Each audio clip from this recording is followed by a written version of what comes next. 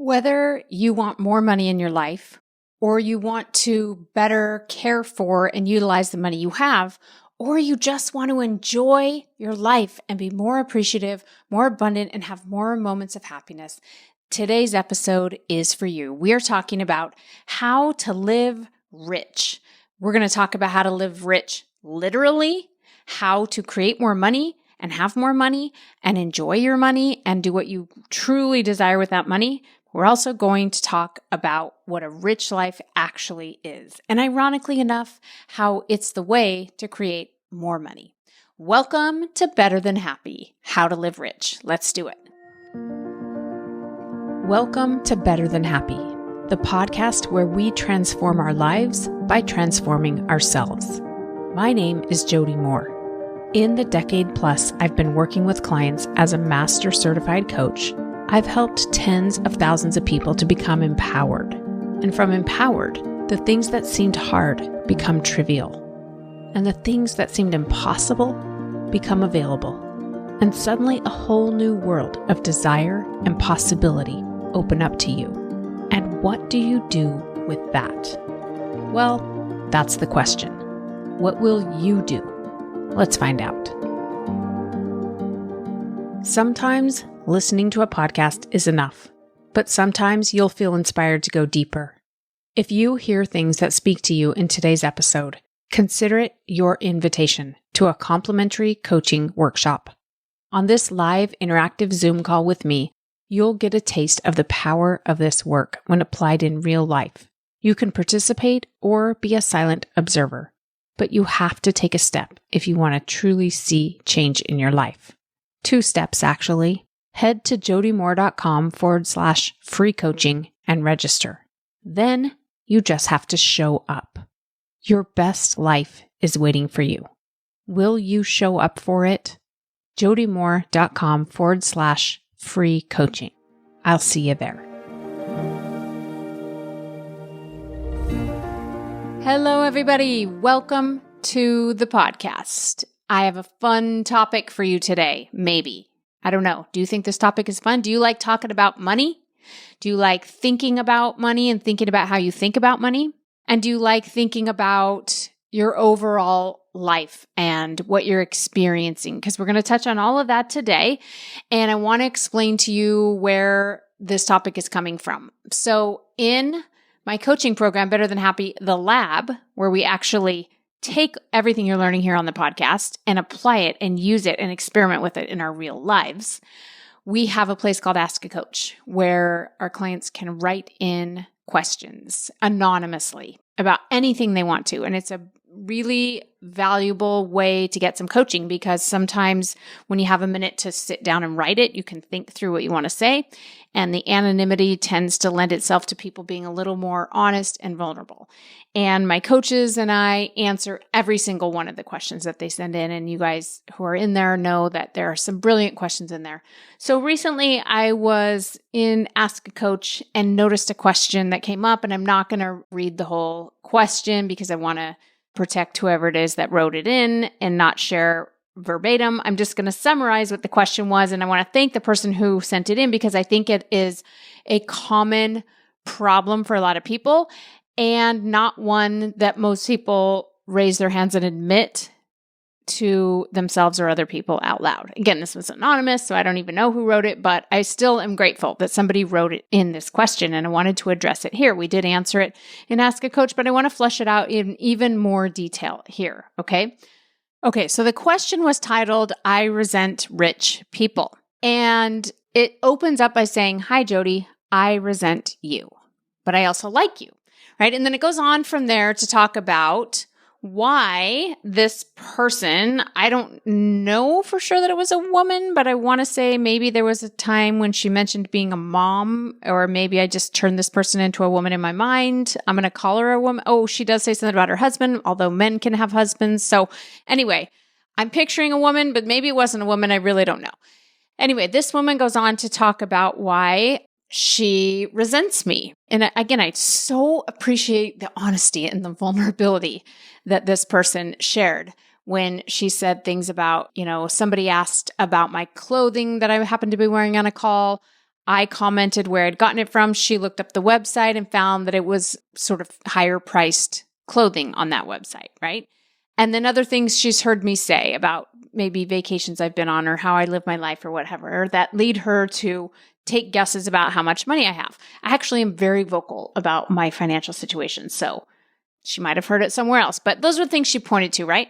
But then she went on to describe that she has a lot of resentment around people that appear to have money like this, right? She gave many other examples of people in her family and other people that she knows and why this is so painful for her. And she feels bad that her kids maybe aren't having those same experiences, or she feels looked down upon or worries that her kids will feel looked down upon. And she feels discouraged about her circumstances ever changing, right? And it really does, according to the way she worded the question, I believe that she really wants to change her circumstances, but feels like that's not available to her, or that maybe what I'm teaching her is that she should just think more positively and change her thoughts instead, right? So she has all these reasons. And again, I wanted to bring it up here because I know that she's not alone in this.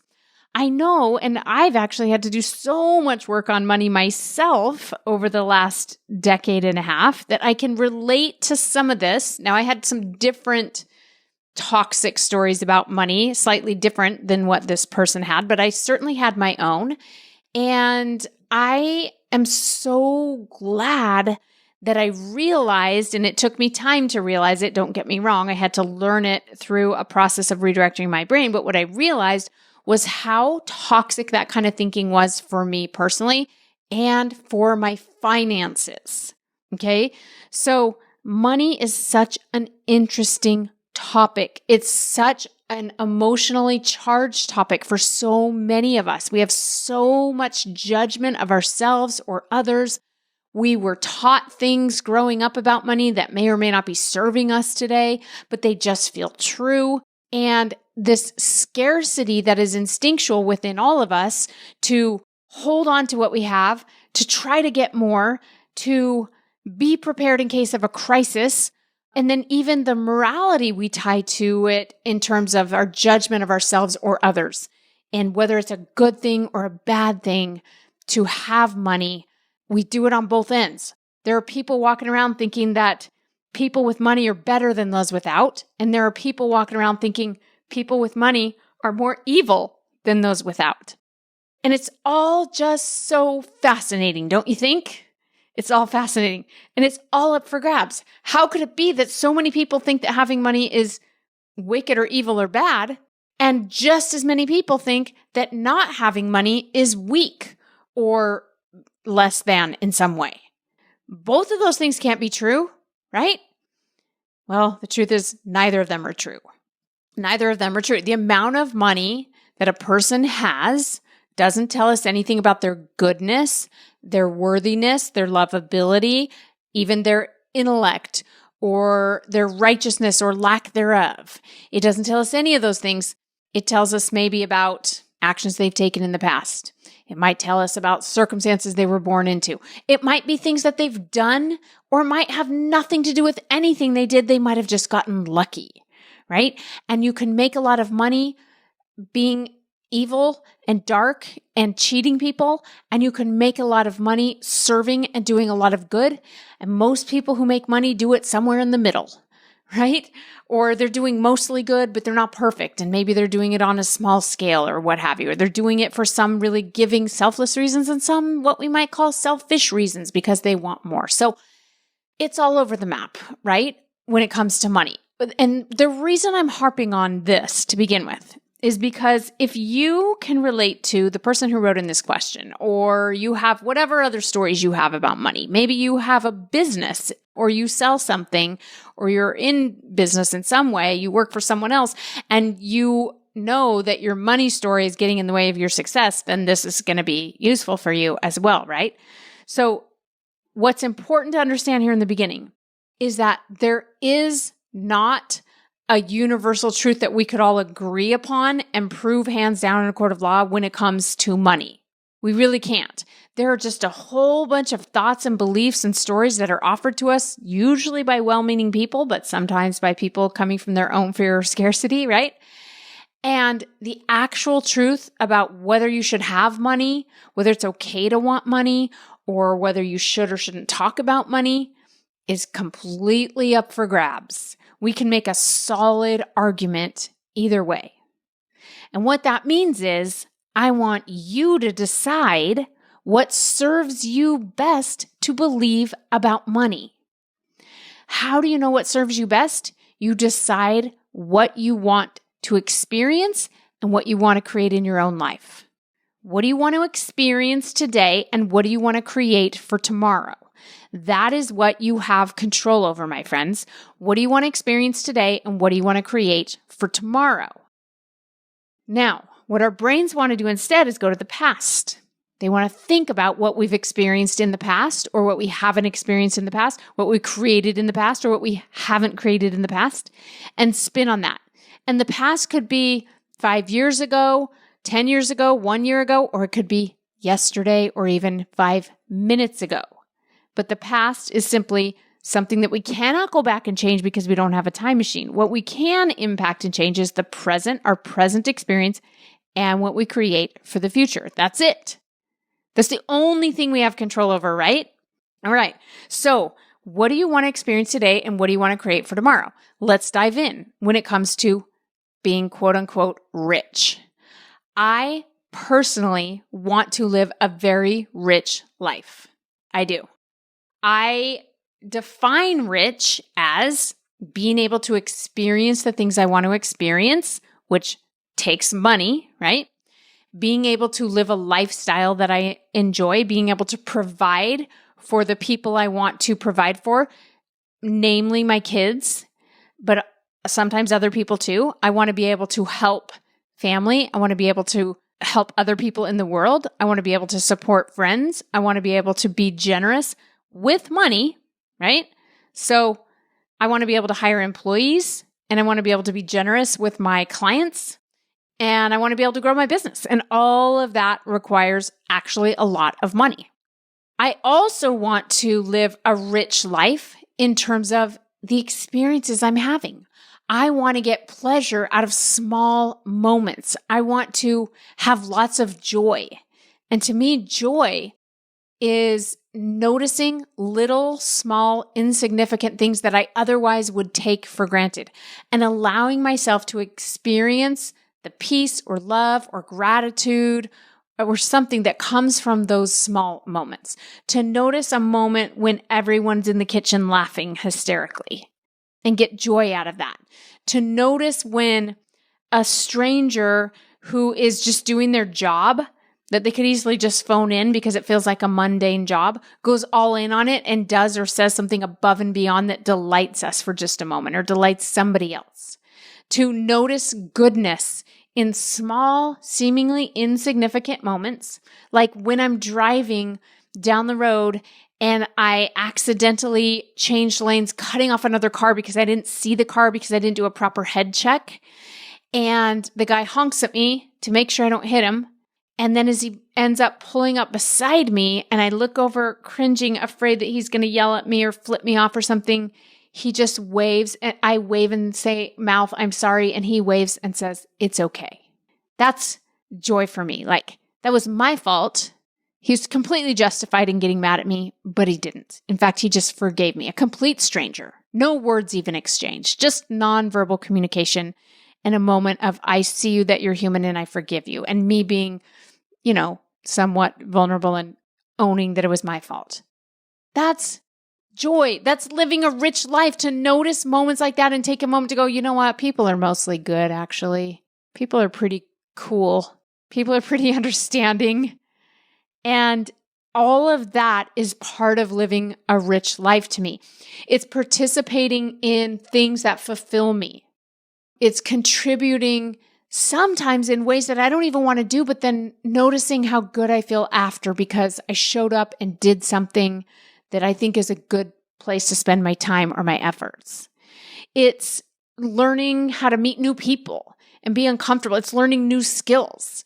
It's encouraging my children to do the same and watching them go through life and learn lessons and struggle and learn lessons that I could never teach them because they can only gain them through experience. All of these things are part of living a rich life.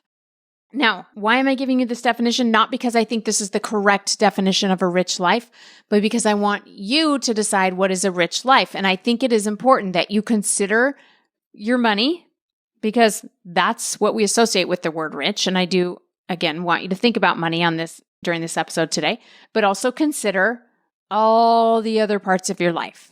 And again, those two things are not separate. They actually go very hand in hand. Okay? So I have found that the best way to experience what I want right now is to notice the abundance around me.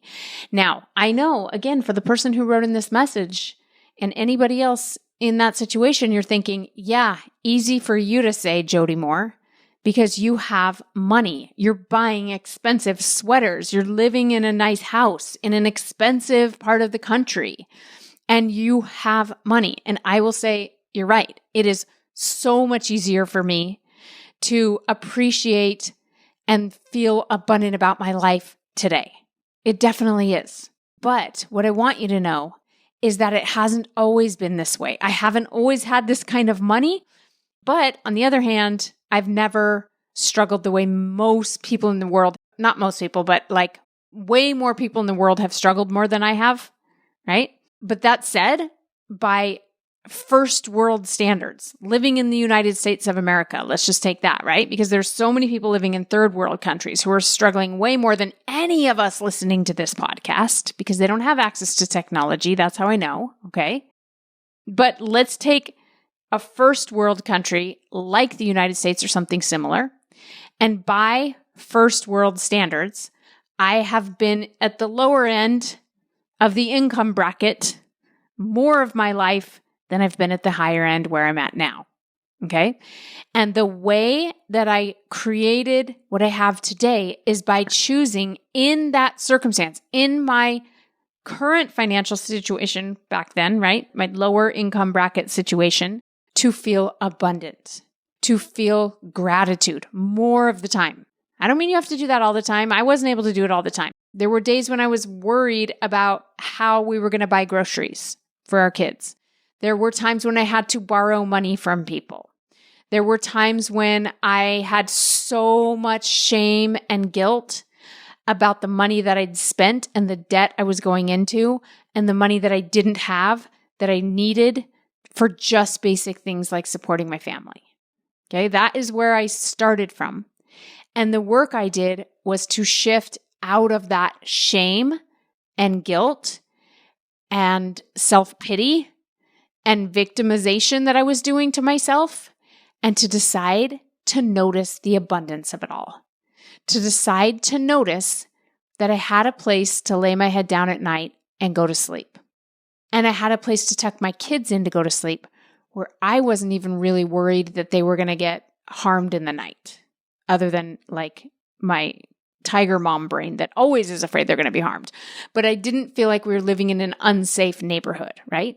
And just that alone, just noticing that we had that and having a moment of abundance and gratitude for that is enough. And then you start noticing other small moments. You start noticing how nobody's actually had to go hungry. This was my situation. This might not be the same for you. You're going to have to find the moments of wealth and abundance and rich that exist in your life. But for me, I could notice that no one's ever had to go hungry. I could notice that we had electricity and it hadn't been shut off, at least not in a long time. And I could notice that there was a paycheck coming. Even if I had run out of money long before the paycheck was coming, which happened many times, I could notice that there was one coming though. And when there wasn't one coming because we had unemployment to deal with, I could notice that we still had food in the pantry, or that we had somebody I knew we could call, that we had a welfare system, or we had a church welfare system, or we had friends, etc., that we could reach out to and we could get help and support if we needed. So wherever you're at, I promise you there's abundance available to notice and to take a moment to feel gratitude. Now, what our brains tend to want to do in this situation is instead of look at all that we have, we look at what we don't have. We look at the people that have more than us, and then we feel resentful, right? But guess what, my friend? There's never an end to this cycle. because there's always someone that has more than you. At least that's the case for me. There are so many people that have so much more than I do. And if I look at them and feel bad that I don't have what they have, I'm going to become resentful and I'm going to feel scarce. I'm going to be in scarcity, right? But there's also a whole bunch of people in the world who have less than I do. And I'm not even saying comparing yourself is useful at all. I really don't spend a lot of time in comparison nowadays. But if you're going to compare, my point is, yes, you can look at who has more, or you can notice how many people have less and then feel so grateful and abundant for what you have. This is called directing your brain, managing your mind. Resentment is an emotion. It is not created by your circumstances. It is not created by people around you having money. It is created by your thoughts. And if you want to feel resentful, if it's going to help you have the experience you want today, then you absolutely can, and you shouldn't judge yourself for it. But my guess is you don't. That's why this person wrote in this question, right? So that's a little bit about how to change up the experience you're having today. What do I want to believe about myself, about my life, about our circumstances, about our money, about other people that helps me have the experience I want today? The experience I want today is one where I'm living rich, where I'm feeling abundant, where I'm noticing all the things I'm able to buy or have or experience that I want. Because I promise there are tons of them, regardless of your circumstances. Okay? Then we ask ourselves, what do I want to create for tomorrow? Remember, that's a wealthy life, a rich life is what do I want to experience today and what do I want to create for tomorrow? So, do you want more money in the bank account? I like to think about it as increasing the flow of money, right? Because money is a flow, actually. Money is coming in and money is going out. And if we have more going out than coming in, we tend to create debt, and that's not ideal for most people. We want more coming in than going out, but usually we got to manage the flow, right? So if you want to increase the flow, and maybe you just want more coming in and you don't even want more going out. Maybe there's nothing else you want to buy, or you want to save it, you want to invest it, whatever, cool. If you want more money for tomorrow, then what are you going to need to do and what are you willing to do to create more money? And what's preventing you from doing that? The number one thing that's preventing people from creating what they want is their beliefs about themselves and their ability to create money, to earn money, to make money. Because the opportunities exist for all of us to make money. Especially, again, if we take within a free country, you have opportunities to make money, the same ones probably as your neighbors or your family or your close friends who are achieving the results you desire. So why are they creating results and you are not? Now, again, last thing I want you to do is start beating yourself up here.